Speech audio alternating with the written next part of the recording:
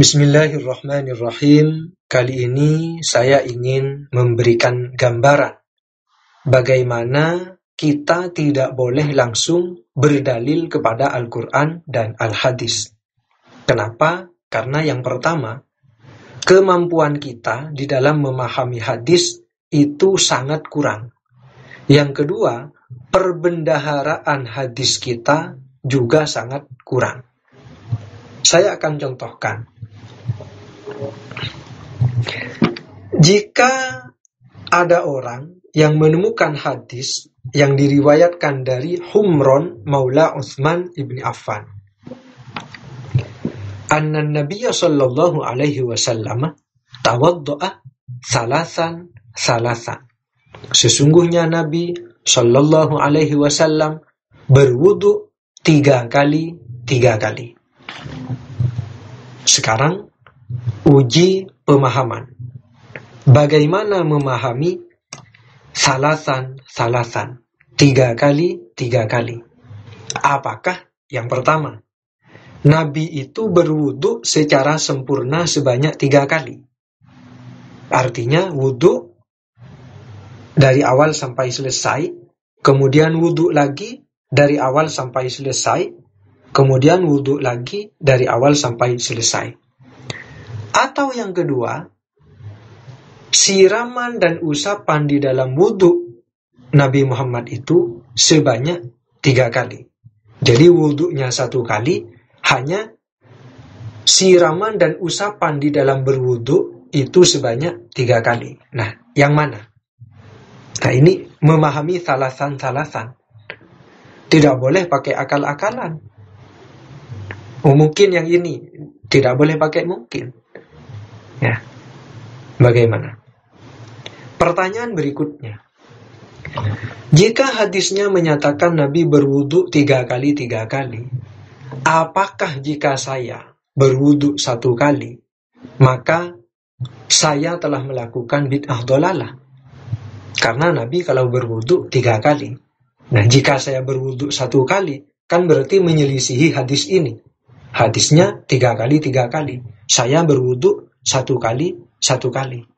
Nah, sebelum memvonis bahwa berwudu 1 kali itu menyelisihi hadis ini, kita harus tambah perbendaharaan hadis kita. Misalkan, ada hadis dari Ibnu Abbas, anna Rasulullah sallallahu alaihi wasallam wadda'a wajhahu wa yadayhi wa masaha bi ra'sihi marratan. Sesungguhnya Rasulullah sallallahu alaihi wasallam mewudui atau menyiram wajahnya dan kedua tangannya dan mengusap kepalanya 1 kali. Nah, jika kemudian tadi sebelum menemukan hadis yang 1 kali ini dan terburu-buru memvonis bahwa wudu 1 kali itu bid'ah dhalalah, maka bagaimana dosanya orang yang salah di dalam menyimpulkan sebuah hukum? Padahal di sini Nabi pernah berwudu 1 kali. Kemudian ada orang yang mengetahui 2 hadis ini, bahwa Nabi pernah wudu 3 kali, bahwa Nabi pernah wudu 1 kali. Pertanyaannya, jika saya berwudu menyiram wajah 3 kali, menyiram kedua tangan 2 kali, kemudian mengusap kepala 1 kali, menyiram kaki 1 kali, apakah saya telah berbuat bid'ah dhalalah? Karena bertentangan dengan hadis Nabi wudu 1 kali atau Nabi berwudu 3 kali. Nah, jika dinilai hanya dengan 2 hadis ini, tentunya ketika saya menyiram wajah 3 kali, kemudian tangan 2 kali, mengusap sebagian kepala 1 kali, menyiram kaki 1 kali, tentunya bid'ah dhalalah. Tetapi tuduhan bid'ah dhalalah itu menjadi batal ketika dihadirkan perbendaharaan hadis yang ketiga, yaitu yang diriwayatkan dari Yahya dari Amr bin Yahya al-Mazini, dari bapaknya, annahu sami'a rajulan yas'alu Abdullah ibn Zaidin. bahwasanya dia mendengar seorang lelaki meminta kepada Abdullah bin Zaid, "Hal tastati'u an turiyani kaifa kana Rasulullah sallallahu alaihi wasallam yatawaddau?" Apakah kamu mampu untuk memperlihatkan kepadaku bagaimana adanya Rasulullah sallallahu alaihi wasallam berwudu? Fada'a bima'in. Maka Abdullah bin Zaid ini meminta air, meminta didatangkan air. Tsumma dzakara. Kemudian beliau menyebutkan atau menceritakan, annahu, sesungguhnya Rasulullah wasala wajhahu thalathan. Beliau menyiram wajahnya 3 kali. Wa yadaihi marrataini, dan kedua tangannya 2 kali. Wa masaha ra'sahu, dan beliau mengusap kepalanya. Wa ghassala rijlaihi, dan beliau menyiram kedua kakinya.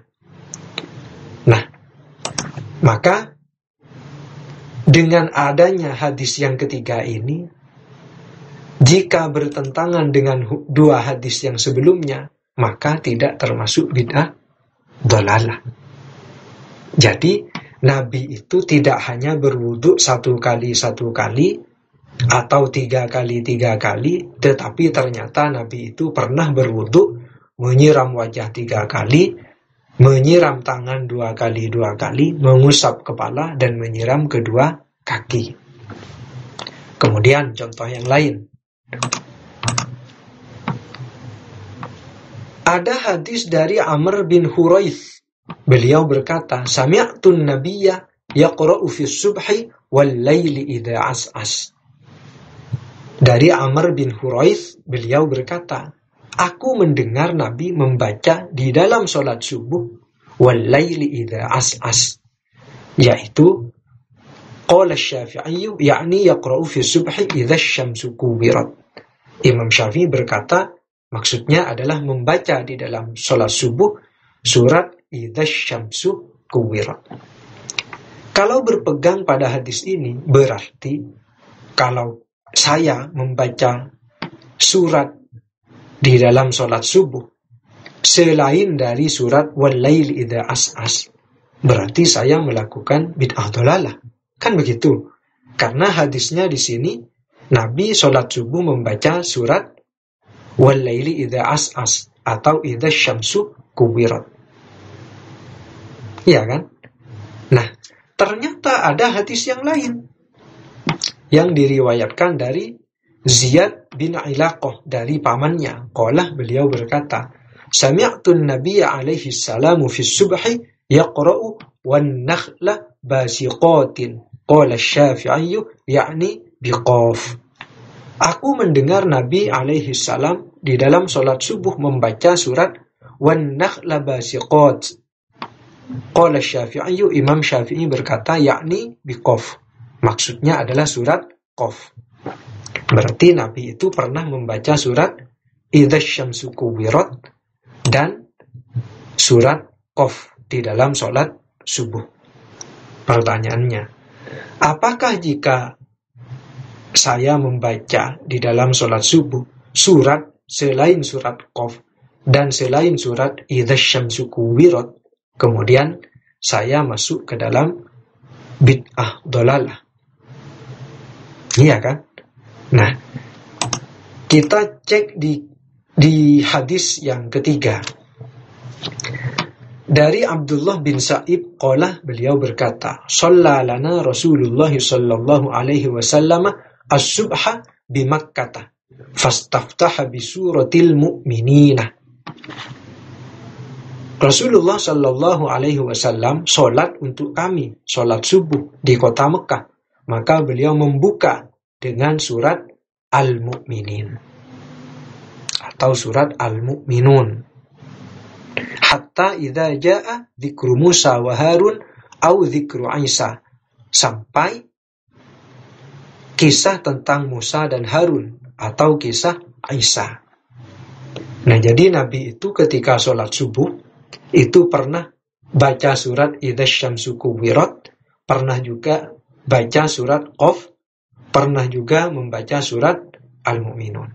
Nah, dari perbedaan hadis-hadis semacam ini, tentunya ya, bagi kita yang bukan ulama hadis, bukan ulama fikih, ketika kita menemukan satu hadis, jangan terburu-buru berhukum dengan hadis tersebut dan membuang madhab yang ada. Kenapa? Bisa jadi Imam Syafi'i atau Imam Malik, Imam Hanafi, Imam Hambali itu sudah tahu pada hadis yang kita ketahui. Tetapi ada hadis-hadis lain yang tidak kita ketahui. Jadi jangan terlalu pede ketika kita menemukan hadis dan terlihat bertentangan dengan mujtahid imam madhab. Dengan pede kita berkata, saya ikut hadis, saya tidak ikut madhab itu, karena ini hadisnya. Berapa hadis yang sudah kita temukan? Itu pun tidak kita hafal, hanya baca di buku. Itu pun ketika kita baca belum tentu paham. Nah, oleh sebab itu, slogan ajakan kembali kepada Al-Quran dan Al-Hadis itu tidak pantas untuk disebarkan ke kalangan awam. Kenapa? Karena bisa banyak yang tersesat. Jadi seperti tadi, kalau dia tahu hadisnya hanya Nabi wudhu satu kali, nanti bisa menuduh orang yang wudhu 3 kali. Oh, ini hulu, ini berlebih-lebihan wudhu sampai 3 kali. Nabi dalam hadis itu berwudhu 1 kali. Atau sebaliknya, orang yang menemukan hadis Nabi berwudhu 3 kali. Kemudian ada orang berwudhu 1 kali. Udah sah ini, Nabi kalau wudhu 3 kali.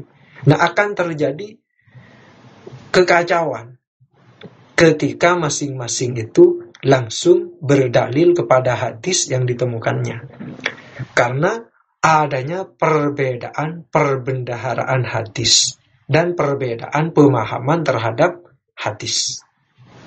Mungkin itu yang bisa saya sampaikan. Semoga video ini bisa menjadi gambaran betapa kita harus tahu diri. Jangan ketika kita menemukan sebuah hadis bertentangan dengan fatwa imam madhab, kemudian kita membuang fatwa imam madhab dan mengambil hadis yang kita temukan. Karena kita tidak memiliki kemampuan yang cukup untuk memahami dan perbendaharaan yang cukup untuk membandingkan antara hadis yang satu dengan hadis yang lain atau menggabung antara hadis yang satu dengan hadis yang lain. Kurang lebihnya mohon maaf. Semoga bermanfaat. Wallahu a'lam.